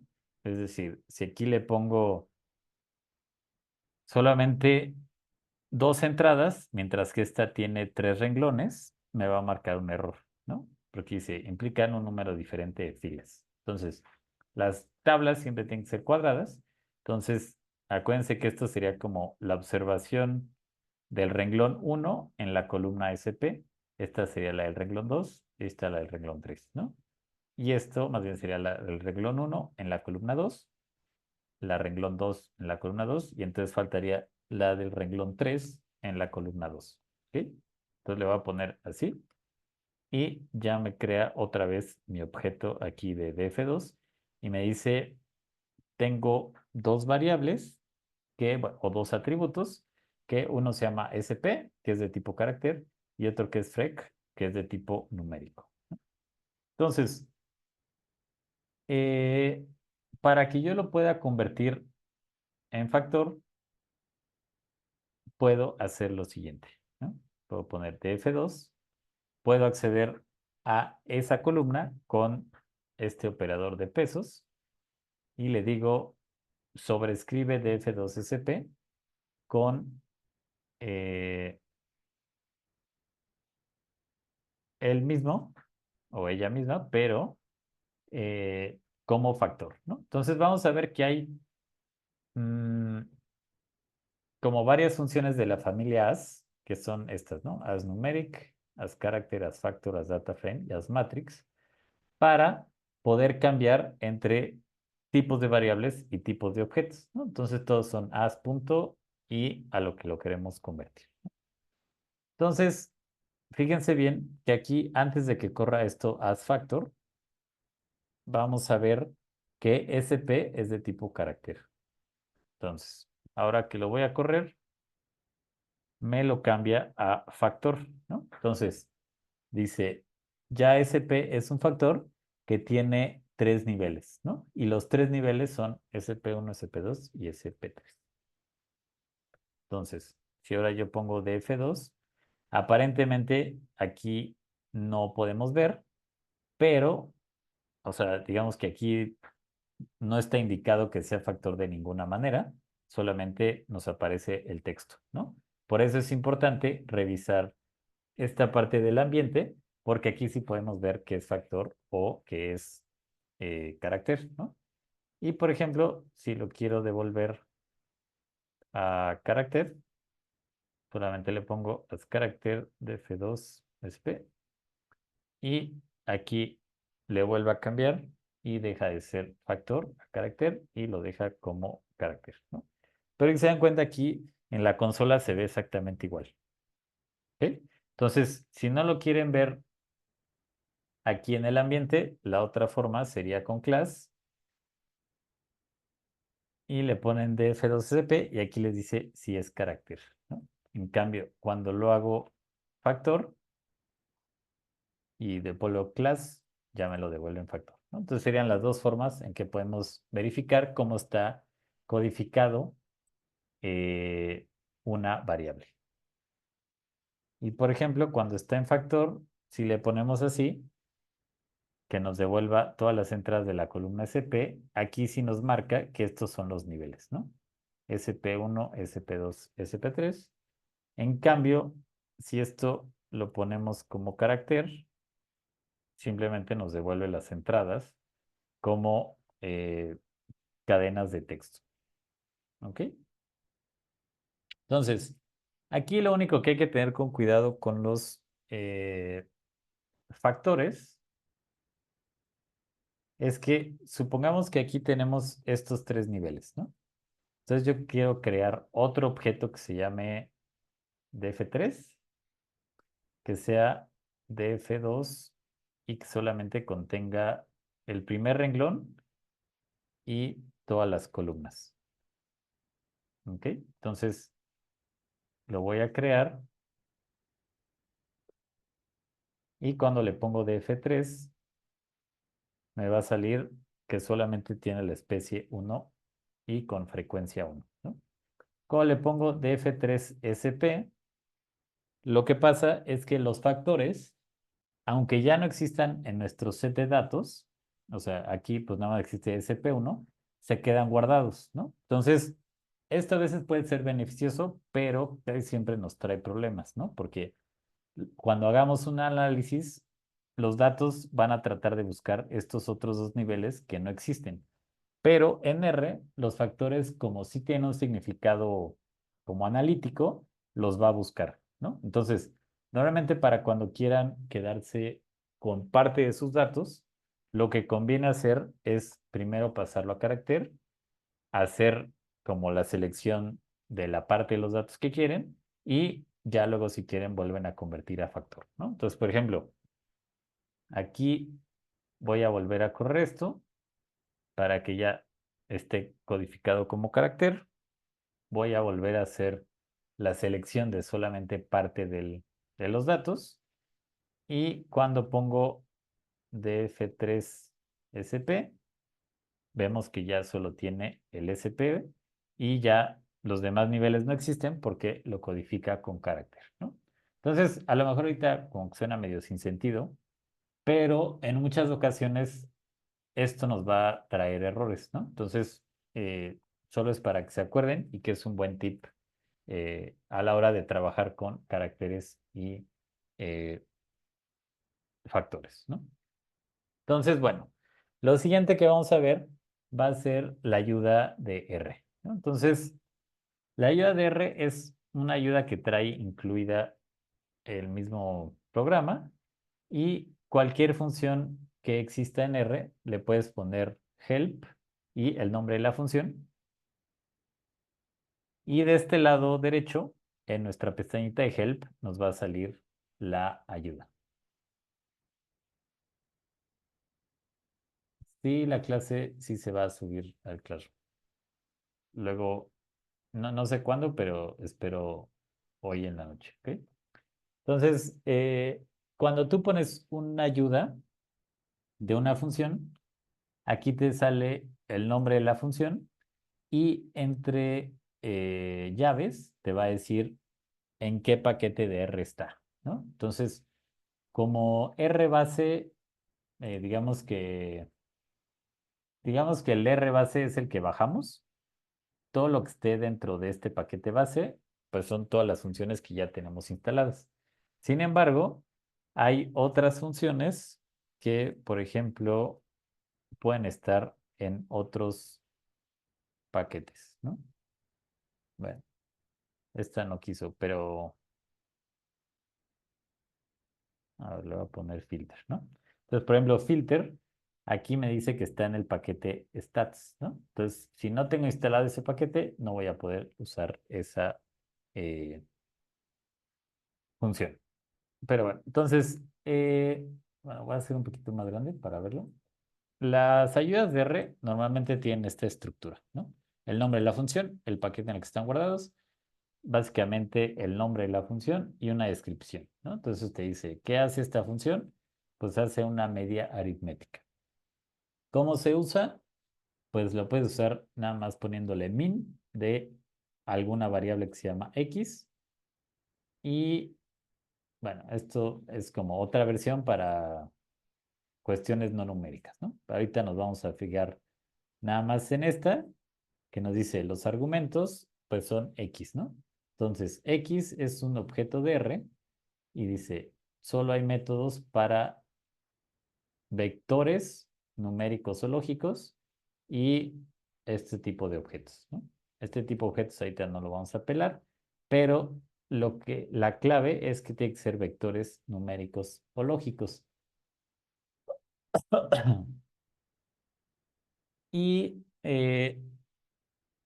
bueno, aquí básicamente luego vienen así como algunas ayudas extras sobre algunos de los argumentos. Ahorita me lo voy a saltar porque no tiene mucho caso.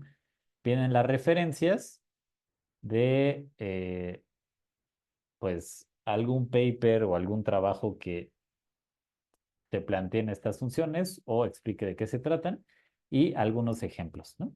Entonces, por ejemplo, aquí viene un ejemplo que dice, crea un vector que se llame X y simplemente lo puedes calcular así, ¿ok? Entonces,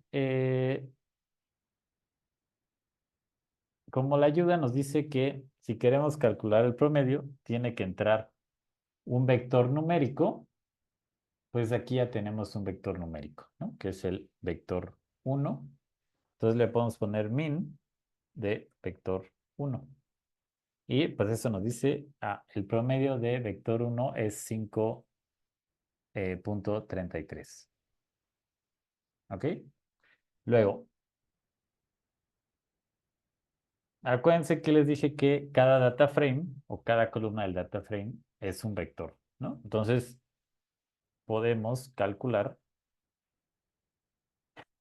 el promedio de todas las entradas de la primera columna, ¿no? Que sería básicamente el promedio de 1 y 2 o de 5 y 6. Ajá. Entonces, bueno, aquí solamente es como mostrarles cómo usar la ayuda de R para saber exactamente qué queremos que entre, ¿no? Porque, por ejemplo, si le ponemos min de df1, nos va a marcar un error. ¿Por qué? Porque df1 es un objeto de tipo DataFrame y aquí explícitamente nos dice necesito trabajar con vectores, ¿no? Entonces, esto va a ser como, digamos que cuando queremos usar funciones nuevas en R, siempre va a ser muy útil leer las ayudas para ver qué tipo de objeto tiene que entrar y los ejemplos pues también a veces son muy claros, ¿no? En saber que pues tiene que ser un objeto de tipo vector. Entonces, luego aquí les voy a poner, bueno, les pongo más funciones que pueden ser útiles que ahorita no vamos a revisar, pero bueno, ahí está el material, ¿no? Luego vamos a ver que existen funciones propias, ¿no? Entonces, las funciones propias, eh, digamos que esta función de min, pues alguien ya la calculó, la programó, y si colocamos min sin paréntesis, podemos ver, bueno, en teoría podríamos ver el código, ¿no? Aquí va a haber que entrar como al namespace base y consultar la función. Pero bueno, el punto es que podemos crear nuestras propias funciones para hacer cosas en particular, ¿no? Esas funciones, ¿cómo las creamos?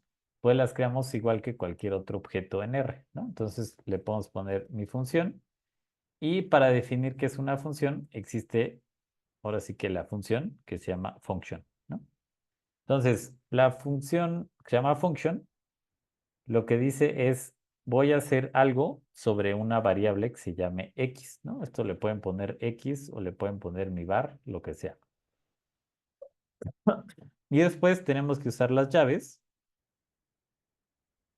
Perdón, lo voy a poner acá arriba. Las llaves para decir lo que va a hacer esa función. Ajá. Entonces, normalmente en R, cuando abres una llave, te la va a cerrar, ¿ok? Entonces le pueden dar enter y ya pueden empezar a escribir aquí, ¿no? Entonces, aquí, por ejemplo, puedes decir, bueno, quiero hacer una función, la que tenga un resultado, en la que al número que le meta, lo multiplique por 100, ¿no?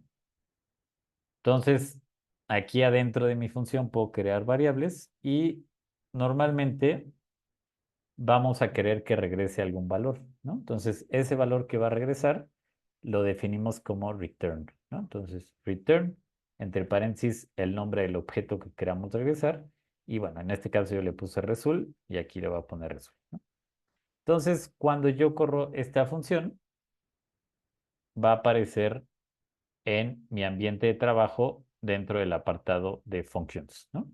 Entonces, functions va a decir, bueno, hay una función que se llama mifunc y aquí, si le damos clic, nos va a salir qué es lo que hace esa función. ¿Ok? Entonces, ya que está definida esa función, la podemos usar sobre algún número, ¿no? Entonces, le ponemos 100, entonces nos va a dar 10,000, ¿no? Porque 100 por 100, pues es 10,000, ¿no? O si le ponemos 5, pues nos va a dar 500, ¿no? Porque básicamente lo que está haciendo es que el número que aquí le metamos lo está guardando en mi var y lo está como usando para obtener este resultado, ¿no? Entonces, bueno, básicamente así creamos funciones en R y este nombre del argumento le podemos poner lo que sea, ¿no? Solamente hay que tener cuidado de que sea el mismo nombre que el que se usa dentro de la función. Y pues ya la última parte que vamos a ver hoy son estas estructuras de control de flujo, ¿no? Entonces, eh, son como estructuras que permiten controlar cómo va a ir avanzando nuestro código, ¿no? Entonces, el, la estructura de control del flujo más básica es el condicional, ¿no? Entonces, el condicional básicamente es el if, que dice, si se cumple una condición, haz esto. Si no se cumple esta condición, haz otro, ¿no? Entonces, por ejemplo, aquí puedo definir una variable que se llame var. Bueno, no le voy a poner var. le voy a poner num, ¿no? Entonces le pongo 10, ¿no? Entonces le pongo, si el número es 10, digo más bien, si el número es mayor a 5, abro llaves, le voy a decir imprime es menor a 5. Y le puedo poner un caso falso, ¿no? El if lo puedes usar de esta manera simplemente o le puedes poner un caso falso, ¿no? Que sería else y le puedes poner print es mayor a, perdón, más bien, este es mayor o igual a 5, mientras que este sería es menor, ¿no?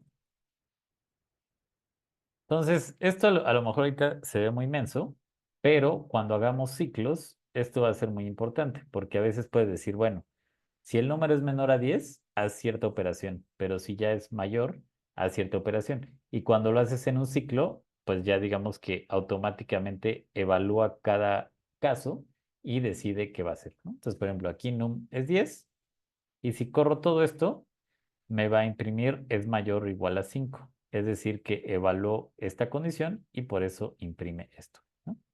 Ahora, si le pongo un 1, entonces me va a decir es menor a 5. ¿Ok? Entonces, estos ifs, else van a ser la forma en la que podemos ir haciendo condiciones en nuestro código para definir uno u otro proceso dependiendo de la entrada. Entonces, ese sería el condicional. Luego tenemos la opción de ciclos, ¿no? Entonces, los ciclos más básicos en R se escriben con for y en for primero definimos el nombre del argumento o la variable que vamos a ir cambiando. Entonces, por ejemplo, le podemos poner i in 1 a 3, ¿no? Entonces, esto quiere decir 1 a 3 va a ser un vector que vaya de 1 hasta el 3 en pasos de 1, ¿no? Y dentro del for también puedo, bueno, tengo que usar las llaves y le puedo decir que haga algo en particular, ¿no? Entonces, por ejemplo, para hacerlo con alguno de los objetos que ya usamos, df1 tiene dos renglones y dos columnas, ¿no? Entonces le voy a poner que lo haga del 1 al 2. Y eh, bueno, no, más bien voy a usar,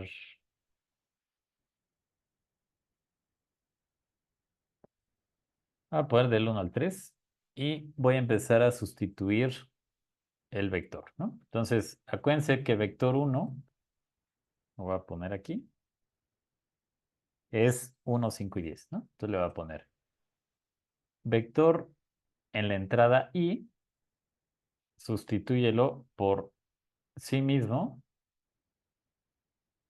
por 10, ¿no? Entonces, en la primera vuelta del ciclo va a agarrar la primera entrada, que es 1, y la va a sustituir por sí mismo por 10, ¿no? Entonces va a ser, el resultado va a ser 10.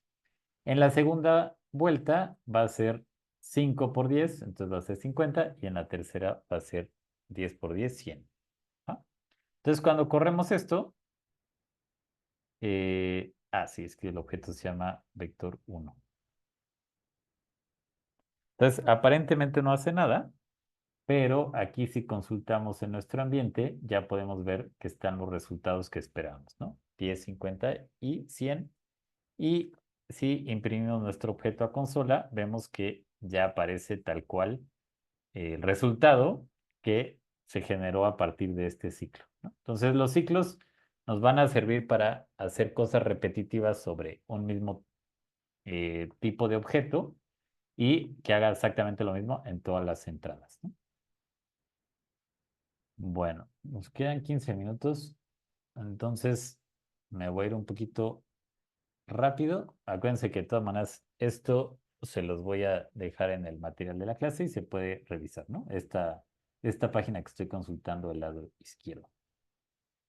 El while básicamente es como para hacer un ciclo, pero mientras se cumpla una condición. Ajá. Entonces, por ejemplo, si aquí yo pongo while x sea menor o igual a 10, haz esto, ¿no? Entonces, lo que voy a hacer es que voy a definir una variable que se llama x, que va a ser 1, y en cada ciclo o cada iteración le voy a ir sumando 1 y lo voy a imprimir. Esto lo va a hacer R hasta que esta condición no se cumpla, ¿no? Entonces, por ejemplo, si pongo x1, while1, vamos a ver que lo corre hasta el 11, ¿no? Eso porque en la décima ronda, que es la última que cumple esta condición, le va a sumar 1, que es 11, imprime el 11 y el siguiente ciclo evalúa esta condición y ya no la cumple, ¿no? Entonces se detiene el ciclo y pues ya se detiene, ¿no? Entonces básicamente esta función de while nos sirve para hacer ciclos cuando no sabemos muy bien cuántas veces lo tenemos que hacer, pero sí tenemos un valor al que queremos llegar, ¿no? Entonces, eh, a lo mejor ahorita es como un poco abstracto, pero hay veces donde eso nos va a servir, ¿no? Y hay otras funciones que se llaman, bueno, sapply, que son de la familia apply, que son sapply, lapply y mapply, ¿no? Entonces, básicamente estas funciones nos permiten hacer ciclos sobre un tipo de objeto. Entonces, es como si fuera un for, pero, miren, si quieren vamos a hacer uno, en el cual, por ejemplo, lo puedo hacer sobre vector 1 y aquí la primera entrada es sobre el objeto que queremos hacer el ciclo y luego le decimos la función que queremos hacer, ¿no? Y entonces aquí le podemos decir print x, ¿no? Entonces, el resultado, ¿qué implica? Que vector tiene tres entradas, ¿no? Entonces, la primera vez que corre el ciclo, va a agarrar la entrada que vale 10. La segunda vez que corre el ciclo, va a correr la segunda y la tercera, ¿no? Entonces, solamente le digo que la función va a ser imprime ese valor. Entonces, por eso en la consola, la primera nos sale 10, la segunda 50 y la segunda 100. ¿Ok? Entonces, esta sería otra manera de hacer ciclos con la familia de Sapley. Entonces, bueno, ya para ir cerrando y dejar un espacio para preguntas, eh, lo que vimos hoy, básicamente en la clase, es que eh, los objetos pueden ser de cualquier tipo, ¿no? O sea, pueden ser variables, funciones, datos, data frames, matrices, listas, etcétera, etcétera.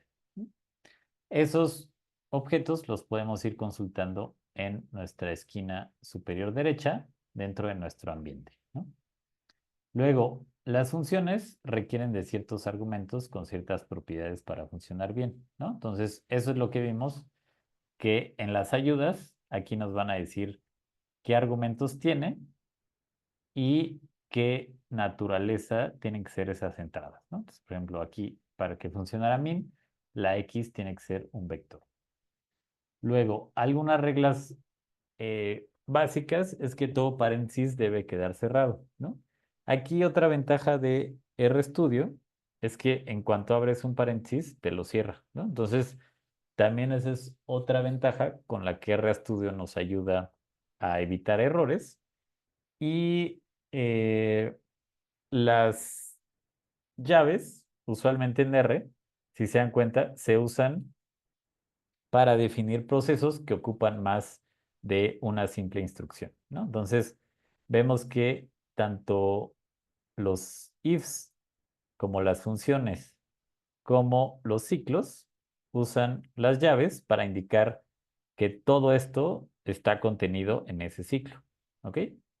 Entonces, bueno, básicamente quedan 9 minutos. Entonces, si quieren, aquí lo dejamos y más bien pues daría lugar para ver si alguien tiene alguna pregunta o si alguien tiene algún error, pues dar chance de resolverlo. O bueno, inclusive dudas de esto.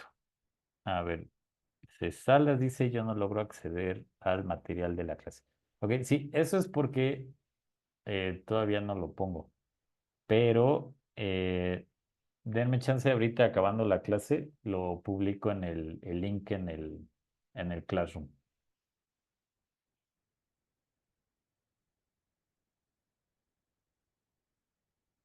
No sé si alguien más.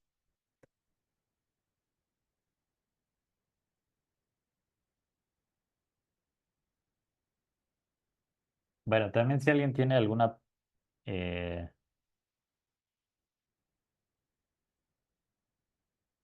hola, ¿hay liga para registrar la asistencia a la clase de hoy?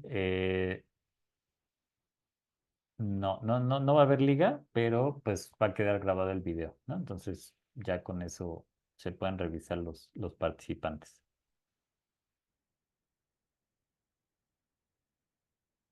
Ok, me preguntan que si me pueden escribir por si tienen dudas. Ok, bueno, si me pueden escribir si tienen dudas. Yo les sugiero que si tienen dudas, escriban en el grupo de Telegram, porque también creo que puede ser útil para algunos de ustedes que ya les salió, pues le puedan ayudar a sus compañeros, ¿no? Si de plano algo no sale, yo se los puedo resolver, pero también me gustaría fomentar un poco, pues como la interacción entre el grupo. Bueno, a ver, varios están pidiendo lo del curso. Entonces, ahí les voy a poner, esa es la página donde voy a subir todo el material, ¿no? Entonces, el material es exactamente lo que yo estaba viendo en mi pantalla del lado izquierdo. Entonces, de todas maneras lo voy a pegar en el tablón de Google Classroom para que cualquiera lo tenga, eh, lo pueda correr, ¿no?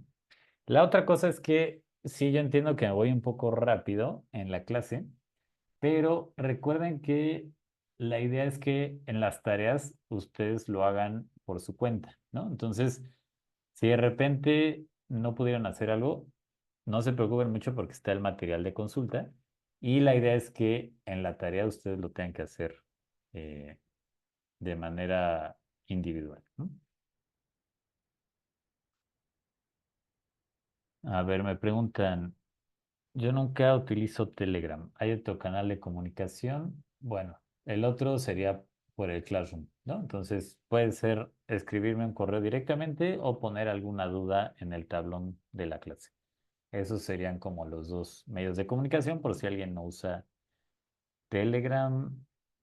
Dice, ¿en algún momento se utilizará RGUI o todo es RStudio? La verdad es que el curso lo enfoqué al uso de RStudio. RGUI, pues digamos que si alguien ya lo usa, puede hacer exactamente lo mismo. Al final es otra como interfaz gráfica y pues lo único que hay que considerar es escribir el mismo código, ¿no? ¿Nos podría explicar la tarea que va a subir y sobre el proyecto final? Ok. La tarea, eh, al ratito la voy a subir ya con fecha de entrega y va a ser un cuestionario de Google, ¿no? Entonces, lo programé para que una vez que ustedes contesten y envíen el cuestionario, les va a aparecer cuáles están bien, cuáles están mal, ¿no? Si hay alguna cosa que esté rara, me pueden escribir y lo corrijo. Van a tener una semana para contestarlo, entonces lo pueden contestar eh, antes del martes a las 11:59 de la noche. ¿Ok? Eh, bueno, me preguntan qué RStudio tuvo problemas. Ok, si alguien tuvo algún problema con la instalación o no ve alguno de los paneles, también me puede escribir. Y las respuestas voy a tratar de responderlas en público en el Classroom por si alguien más se enfrentara hasta ese mismo problema. Ah, y sobre el proyecto final, ahorita no se preocupen por eso. Va a haber, en la última clase les voy a explicar qué es lo que hay que hacer, pero el proyecto final básicamente es que apliquen algo de lo que vimos en clase para algún conjunto de datos que les interese o algún problema de su interés, ¿no? Entonces, ahora sí que es bastante libre.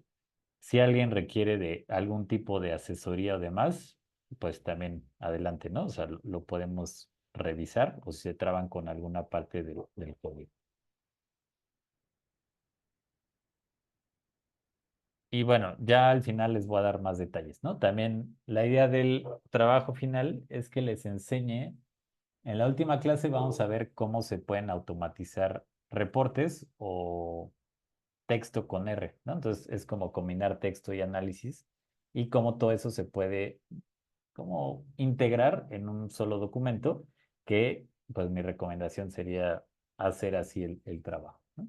El trabajo final igual sería, tampoco va a ser muy largo, yo le calculo que se tardarían unas 3 horas, ¿no? Unas 4 horas quizás, ¿no?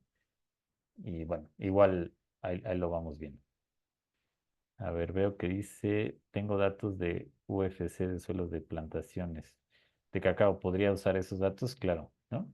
Entonces, si alguien ya tiene datos, yo creo que es una buena oportunidad para usarlos. Si alguien necesita datos con los cuales trabajar, también lo podemos ver. Y en R hay un montón de datos libres que se pueden usar para este tipo de cosas. Entonces, les puedo sugerir alguno de ellos. Pero bueno, yo creo que es un buen momento para hacer algo que les interese, ¿no? Pero bueno, eso es libre.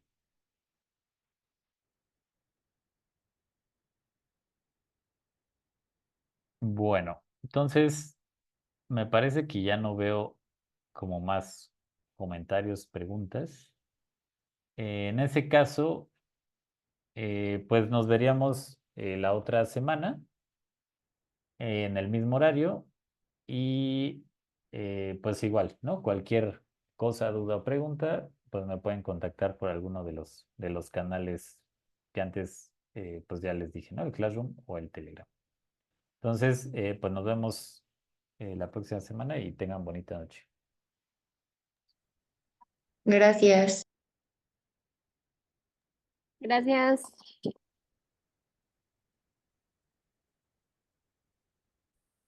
Bonita noche.